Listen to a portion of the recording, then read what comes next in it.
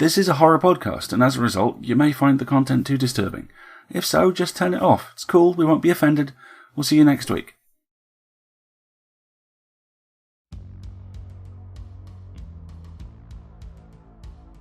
PseudoPod, episode 695, March 27th, 2020.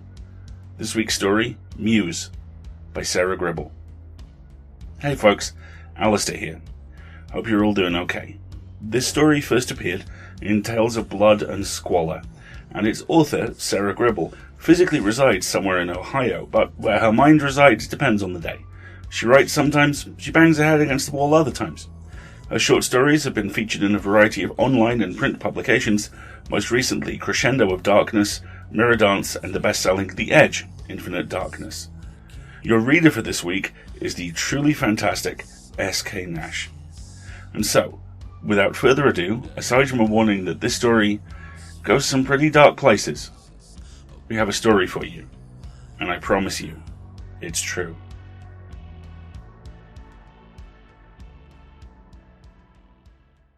Muse by Sarah Gribble, narrated by S.K. Nash. I noticed him on a Saturday morning. He was fingering tomato plants across the square, nodding every so often at whatever the stall operator was saying.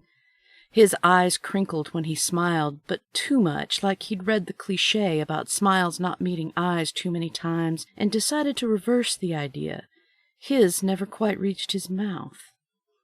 He didn't buy a tomato plant. I followed him the rest of the morning. He didn't buy anything. Whether or not I had been drinking that morning is of no importance. What is important is when I returned to my dilapidated two-bedroom ranch, I wrote more than I had in months. I've been called many things in my life. Alcoholic, mooch, one-hit wonder. My ex-husband nicknamed me Peter Pan before he got lawyers involved. What I saw as waiting for inspiration to strike, he saw as a refusal to act like an adult and get a real job. I got the house, though, so I can't complain too much. Meeting Calvin that day, I named tomato plant guy Calvin because he reminded me of a retired model, lit a fire in me that I can't explain. For hours I sat, eyes closed, hands flying over the keys as I tried to record each and every movement, mannerism, cant of the head. When a young woman passed, did he do a double take? Did he meet someone's eyes when speaking to them? When I ran out of what I knew, I began imagining things. Was his slight limp permanent from some long-ago accident in which he lost the love of his life, or just a minor injury from playing a pickup game last weekend? Was his worn college t-shirt a representation of the best years of his life, or just the first thing he picked out this morning? The possibilities were endless. He was a font of inspiration, and I could do anything with the idea of him. My problem became, after I tried to write several stories and never made it past the second act, that I didn't want to imagine Calvin's life. I needed to know. Multiple sleepless nights followed. I kicked myself for not driving after him when he left the market. What kind of writer lets their inspiration just disappear like that? That familiar dark cloud began rising up, ready to envelop me and block out my days like a thunderhead covering the sun. And then, Thursday night, I had the most comforting thought. I would go to the farmer's market again Saturday morning. People at those things were supposed to be die-hard fans of dirty, deformed produce and unpasteurized honey. He was bound to be there again. I celebrated with a bottle of cheap whiskey. He wasn't there on Saturday.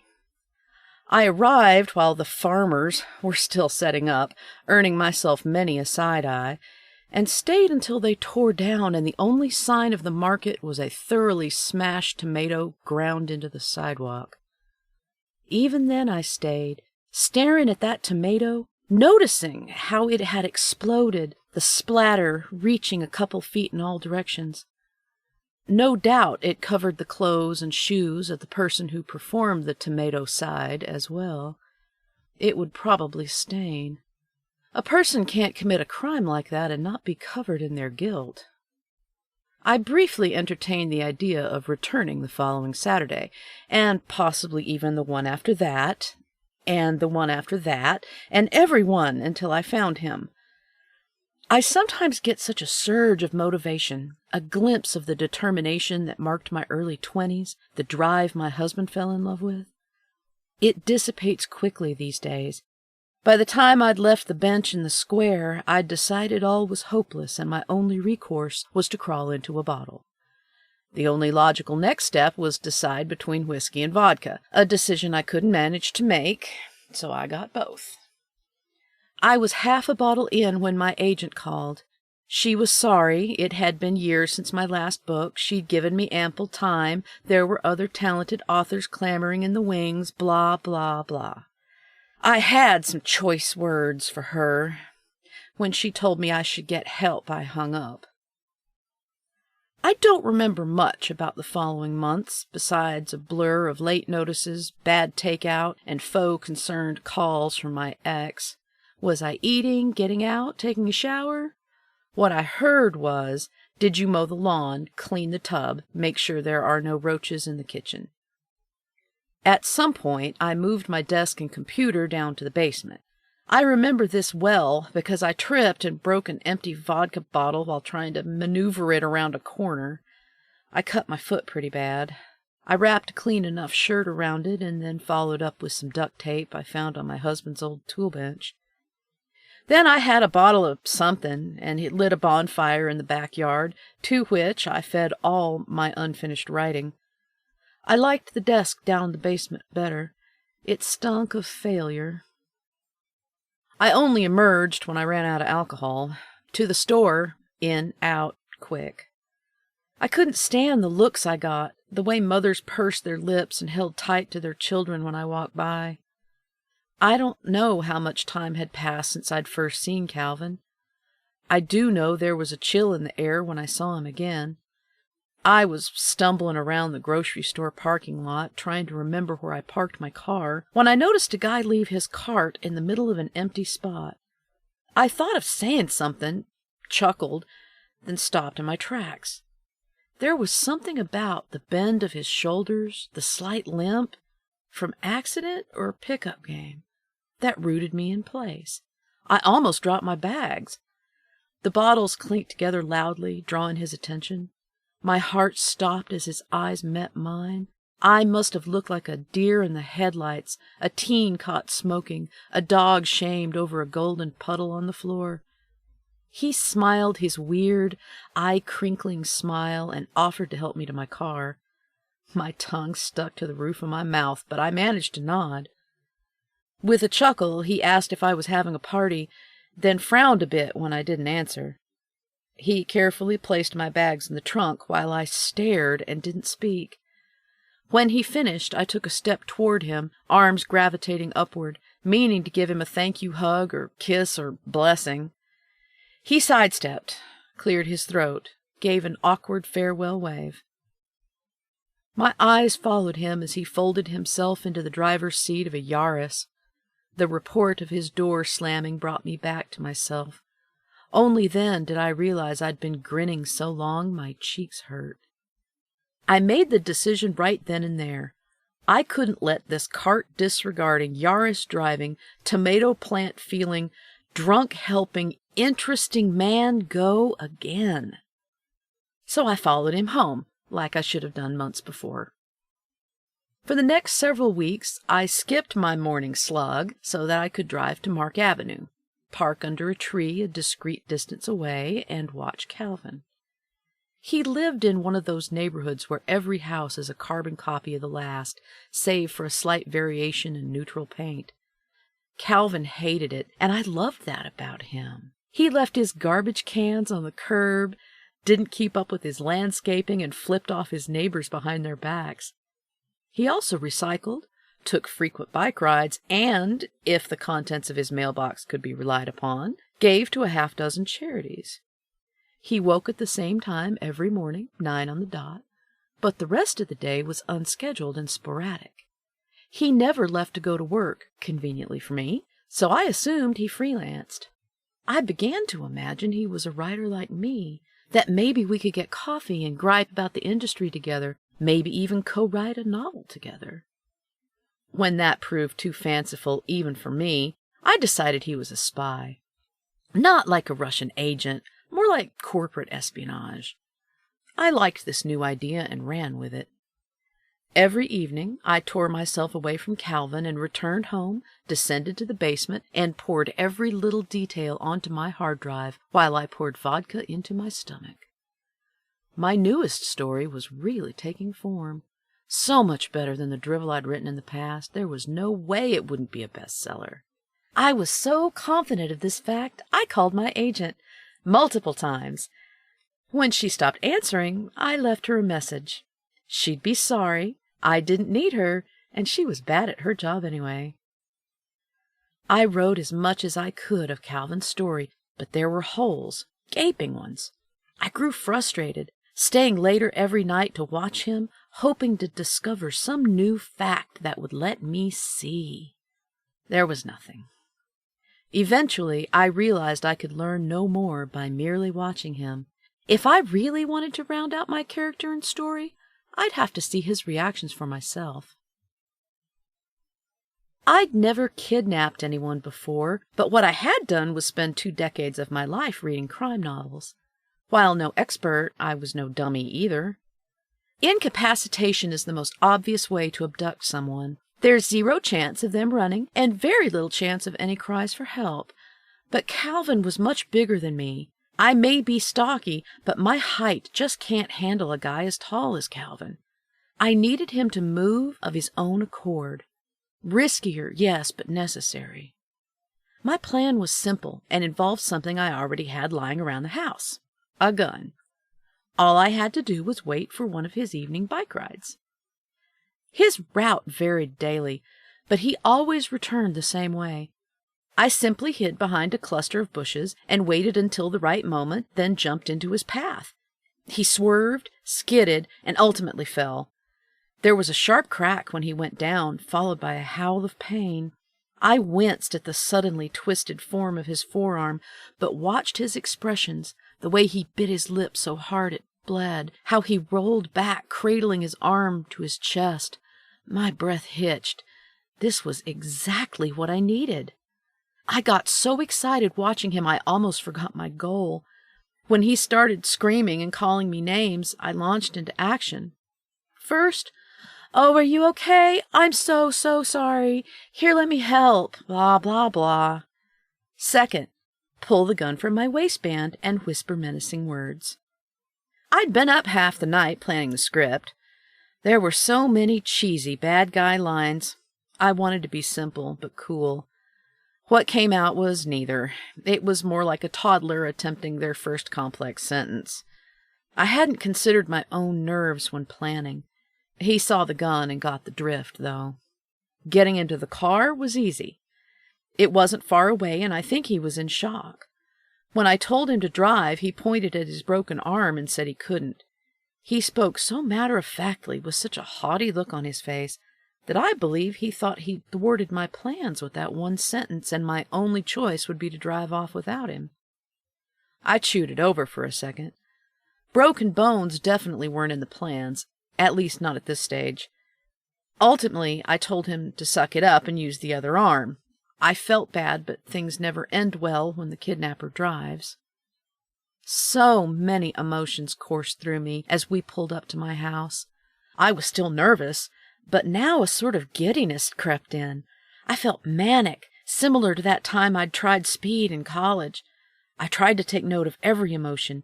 Maybe I could have an antagonist point of view in my book. I grinned. My agent would love that. The butterflies gave way to shame when we walked through the front door and were hit in the face with an awful stench.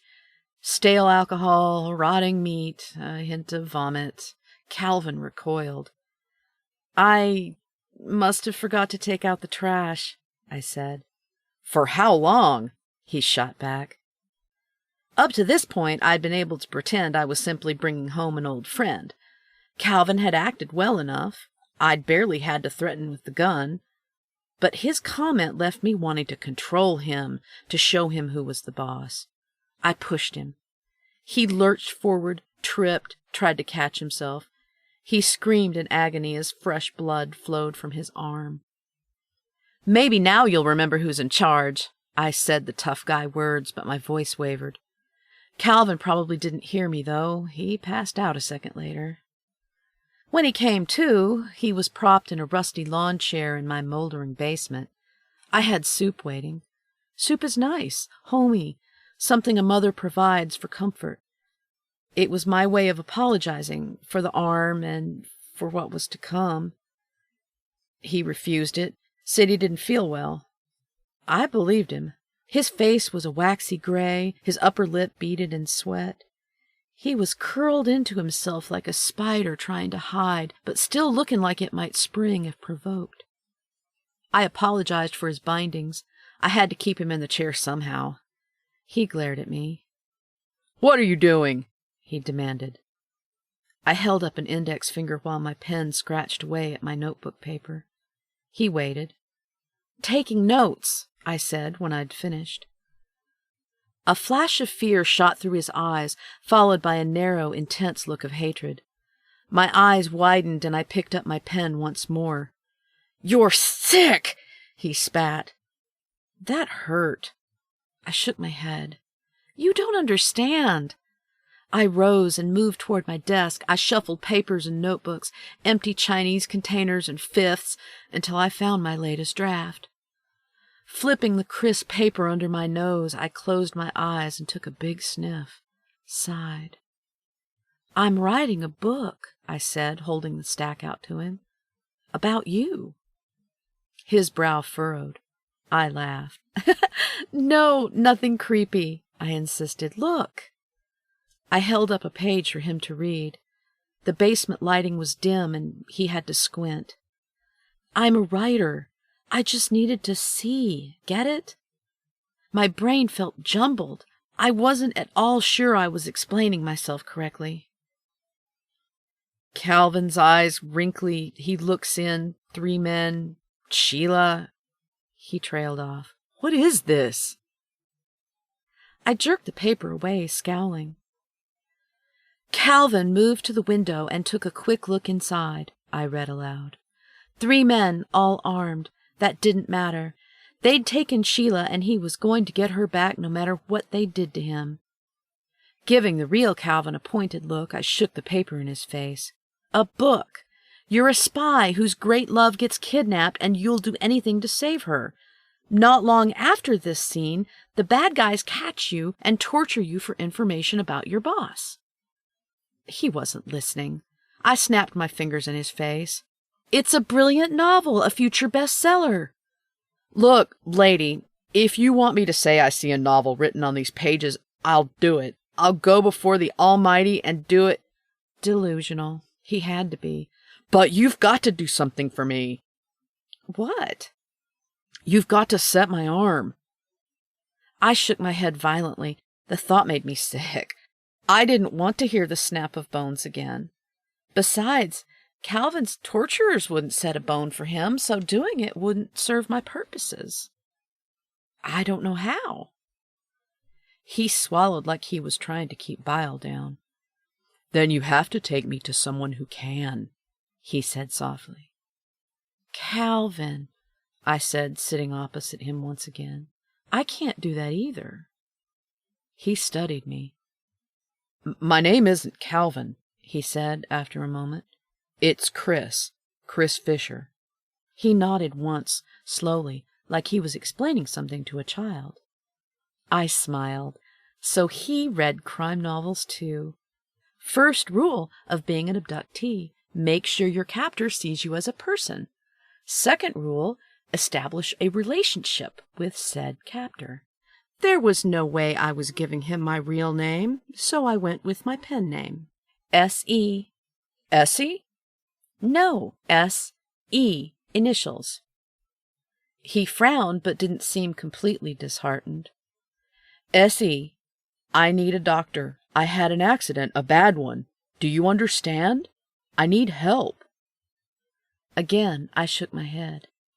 "Like I said, the bad guys are about to torture you. And the thing is, Calvin, I don't know exactly how you would react to torture. I need to see it in person to finish the story. Do you understand? I hooked a thumb over my shoulder at the tool bench behind me. Calvin closed his eyes and hung his head. I can offer you a shot of vodka if you want. After, though, I'm sorry, but I can't risk his reaction being dulled during. When he didn't respond, I decided to get started. I grabbed my notebook, a pen, and 2 sets of pliers. Teeth come out easier than I'd expected. That's the first thing I learned. I plucked 6 before I got a hold of myself. I wasn't supposed to be enjoying this. It was all for research. But the teeth were like popping bubble wrap. One is never enough. Calvin screamed the whole time. At the end, the screams took on a gurgle as air bubbled through the blood. He wept quietly when I stopped to take my notes. I don't mind admitting that I was disgusted with him. I hadn't been sure how he would react, but I didn't expect crying. Not so early on, anyway. He'd seemed like such a strong man, a stubborn man. I took my anger out on his fingers. They snapped like twigs. I watched his face closely instead of looking at the bones. I wanted to capture that moment, right when it happened, when the neurons recognized the pain. I stopped after 3 because his eyes started to glaze. Break time. A little vodka and a nap does the soul good. He was full of spit and fire when he woke. A little thrill shot through me. Maybe now he would give me what I wanted. I need you to channel Calvin the Spy a bit more, I told him as I arranged my supplies on the desk. Knives this time. I'd decided to add an old tape recorder. Capturing sound and physical reaction simultaneously had been more difficult than expected. You're a spy. I told you I'm not Calvin. He gyrated in the chair, tugging at his bindings. Pure rage contorted his face. His eyes were latticed with red streaks where the capillaries had burst. I cocked my head to the side as I watched his fit. He didn't seem to feel the severe pain that had to be emanating from his arm.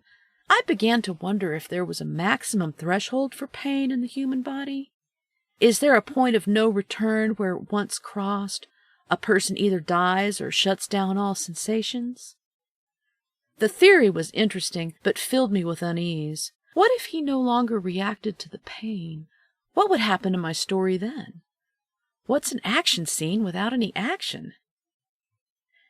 He continued to scream obscenities at me. He wanted to be let go, he wouldn't tell, I was a bitch, and many other things his mother wouldn't appreciate.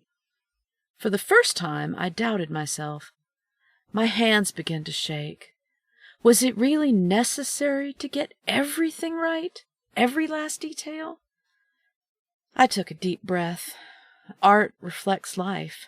No one else had done this, had come this far.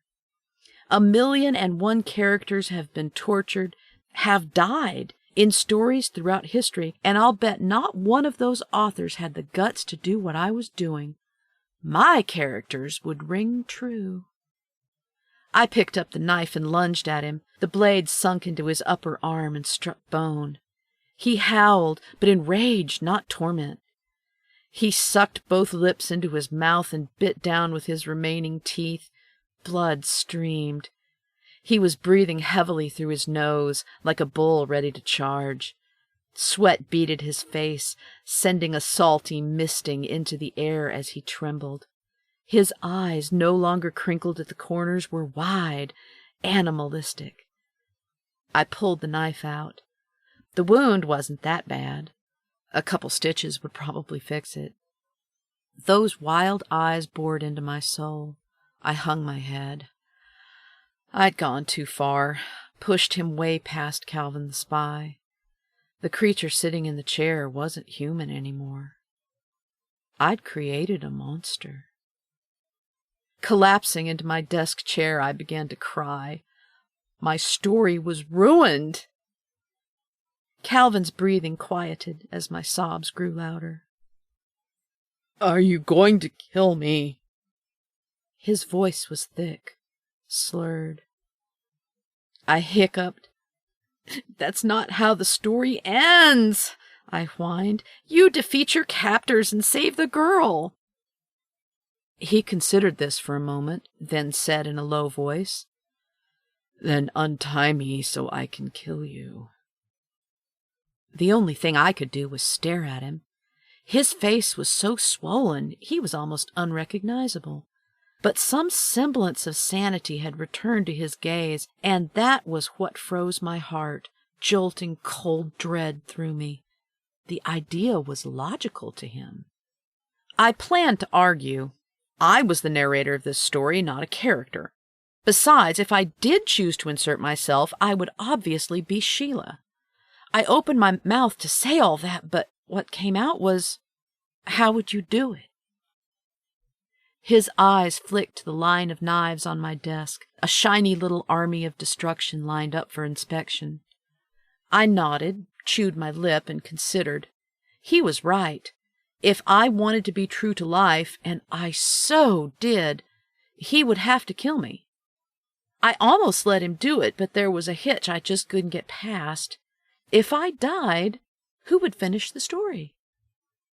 Well, he prompted. I picked up a knife. I'm going to have to change the ending. Sometimes I see the red stains on my hands, the guilt that mars me and will for all eternity. Those days, I spend hours in the shower trying to scrub the crime away.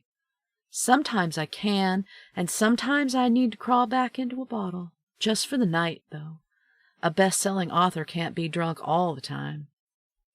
Everyone loved the idea of Sheila saving herself after Calvin's unfortunate demise.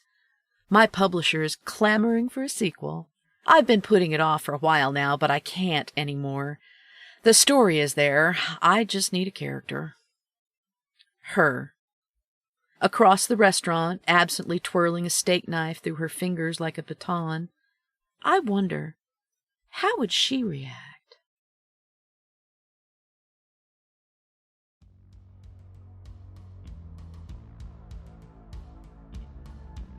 The horror inherent in this story refuses to be trapped inside the fictional cage in which it's grown. Which isn't to say it's not horrifying there, because believe me, it is. At its core is the idea of the parasocial relationship, something which was only really identified in the late 1950s. This is where there is a perceived relationship between, as it was then, the TV screen and the viewer. You cheer for Roy Rogers because then he might hear the guy sneaking up on it. You cheer for Steve Austin so he can stick it to the man one more time, that kind of thing. Parasocial relationships aren't inherently harmful. And there's some really interesting work done on how they're evolving, and on some of the dangers that they do present. I could heartily recommend the piece that Will Williams did a few months ago on that in particular. In fact, I would recommend literally anything Will or compatriots Ellie, who's on Twitter at Showmark, or Gavin at Podcast Report put out. They are the leading, I would argue, critical analysts of podcasting as a cultural movement and landscape. I am quite the fan, you may be able to tell. But this is different. Instead of the perceived relationship between audience and program, suddenly you have a perceived relationship between content creator and content catalyst, muse and writer. The power dynamic is instantly, as a result, terrifyingly skewed. Because what power does a character have to change their story? What power does a catalyst have other than to inspire a writer? What if they inspire them wrong? How long before they inspire them wrong? And let's talk about characters as well. This whole, they just took over thing, which people talk about, that doesn't really work in the real world.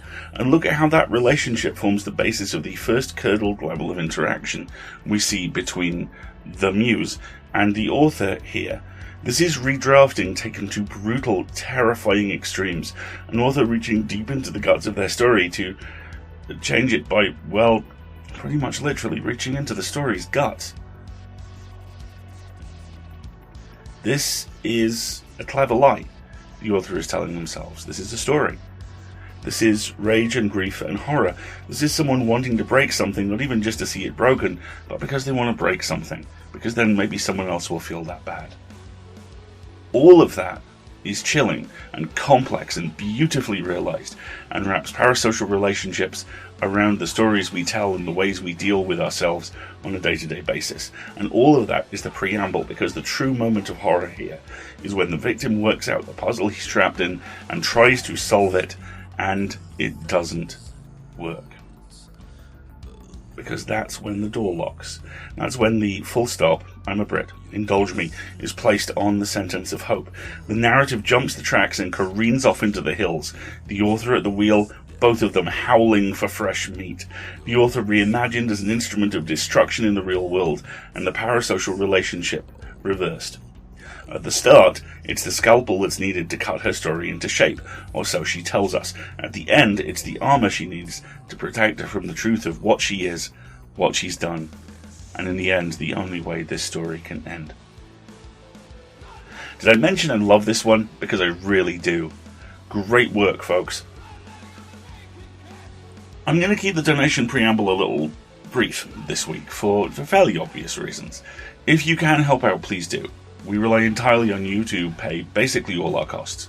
And if you subscribe through PseudoPod.org, you can, for as little as $5 a month, gain access to the vast amount of bonus audio we get. Likewise at Patreon.com. And all of that money goes towards paying our slush readers, who are the last people in the company who don't get paid. And that's not right. There are a veritable raft of colossal issues we all face at the moment. I know. So if you can't help, then that's okay. We understand completely. We are literally all in this together. If you can help, but can signal boost, please do that. Leave a review at Apple Podcasts or Google Play, or wherever you get your podcasts from. Tweet a link to an episode you really liked. Write a blog post about us, that whole thing. Anything you can do to help, please, if you can, do. And stay safe, okay? We'll be back next week, where Graham will be your host, Marty will be your audio engineer, and the story will be The Fog by Morley Roberts. Then, as now, we will be a production of Escape Artists Incorporated and released under a Creative Commons Attribution, Non-Commercial No Derivatives license. Thanks, as always, to our extraordinary audio producer, Chelsea. And I will leave you with this chillingly effective quote from the fantastic Stranger Than Fiction. I'm not in the business of saving lives. Thank you, folks. We'll see you next week.